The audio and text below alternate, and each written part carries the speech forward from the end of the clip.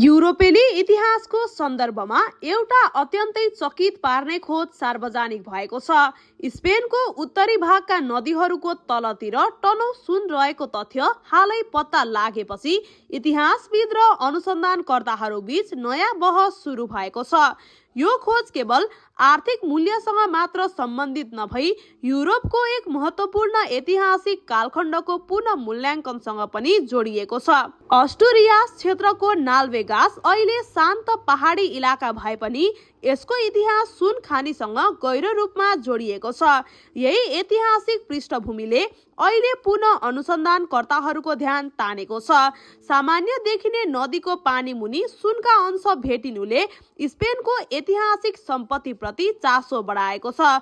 पुरातात्विक अध्ययन अनुसार रोमन साम्राज्यले अस्टुरियास, गालिसिया र लियोन क्षेत्रमा सुनको व्यापक उत्खनन गरेको थियो।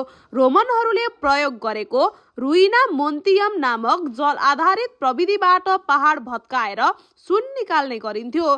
नाल्वेगास नदीमा भेटिएका अवशेषहरूले पानी मुनि लुकेका सुनका भण्डार रहेको अनुमानलाई पुष्टि गरेका छन्। यस खोजले स्पेन रोमन साम्राज्यका लागि कति महत्त्वपूर्ण आर्थिक केन्द्र थियो भन्ने तथ्यलाई पुनः उजागर गरेको छ। हाल ठूलो स्तरमा सुन खानी सञ्चालन नभए पनि पुरातात्विक अनुसन्धानले युरोपको सुनको वास्तविक भण्डारबारे धारणा बदल्न थालेको छ।